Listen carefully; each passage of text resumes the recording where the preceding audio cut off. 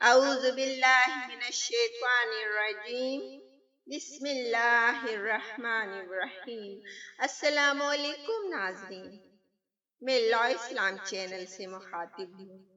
آئیے ناظرین، آج میں آپ کو غزوہ بدر کے دو جان نثار بچوں کی کہانی سناتی ہوں۔ 17 رمضان المبارک 2 ہجری کا ایک گرم دن تھا۔ دونوں فوجیں ایک دوسرے کی آنکھوں میں آنکھیں ڈالے آمنے سامنے سفارا تھی۔ ایک طرف سینکڑوں ہزاروں خداؤں کی پجاری، فتح نصرت کے دعوے دار، حق کو نیست و نابود کرنے کی ناپاک ارادوں سے صف بندی کیے کھڑے تھے، اور دوسری طرف زنگالود تلواروں سے فاقہ کش مفلوک الحال اور خدا کی 313 سچے عاشق، فتح نصرت کے طلبگار، امیر لشکر، آخری پیغمبر حضرت محمد صلی اللہ علیہ وآلہ وسلم کے زیر قیادت حق کا بول بالا کرنے کے لیے میدان جنگ میں منتظر شہادت تھے۔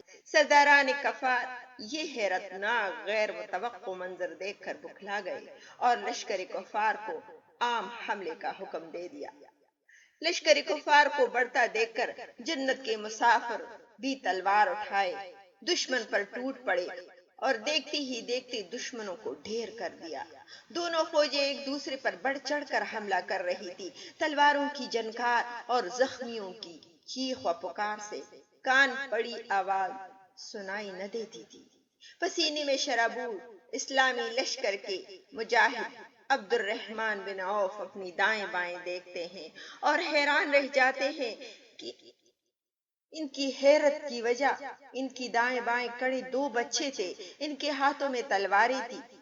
حضرت عبد الرحمن انہیں دیکھ کر سوچتے ہیں کہ کاش میرے یہ ساتھی نوجوان ہوتے تاکہ آڑے وقت میں میری کچھ مدد کر سکتے، مگر یہ تو بچے ہیں، اب مجھے دشمنوں سے بھی مقابلہ کرنا ہوگا اور ان کی حفاظت بھی کرنا ہوگی۔ بہتر یہی ہے کہ میں انہیں واپس بھیج دوں۔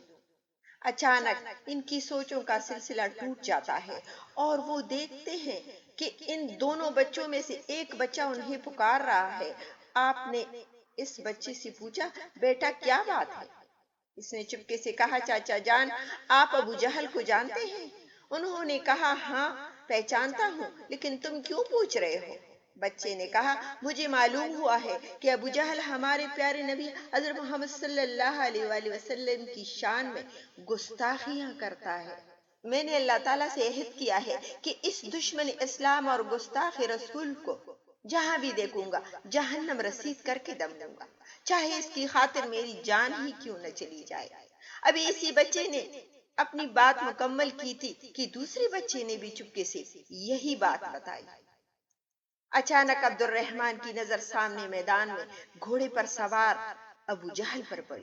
آپ نے ابو جہل کی طرف اشارہ کرتے ہوئے ان دونوں بچوں سے کہا کہ لو، جس کی تلاش ہے آپ کو وہ آ گیا۔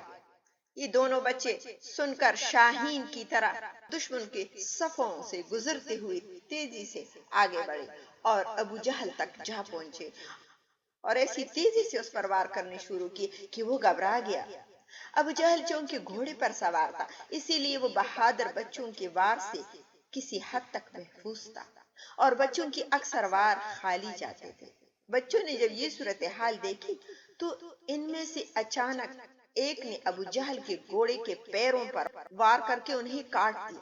اس ناگہانی آفت سے ابو جہل سنبھل نہ سکا اور گھوڑے سے منہ کے بل زمین پر گر پڑا۔ جیسے ہی ابو جہل زمین پر گرا، دوسرے بچے نے اس کے ٹانگ پر وار کیا اور وہ کٹ کر دور جا گیا۔ ابو جہل کا بیٹا یہ سارا منظر دیکھ رہا تھا، دوڑ کر باپ کی مدد کو آیا اور اس بچے کے کاندھے پر تلوار کا ایسا وار کیا کہ اس کا بازو کٹ کر کھال سے لٹک گیا، لیکن اس بہادر بچے نے لڑنا بند نہ کیا اور زخمی بازو کے ساتھ لڑتا رہا۔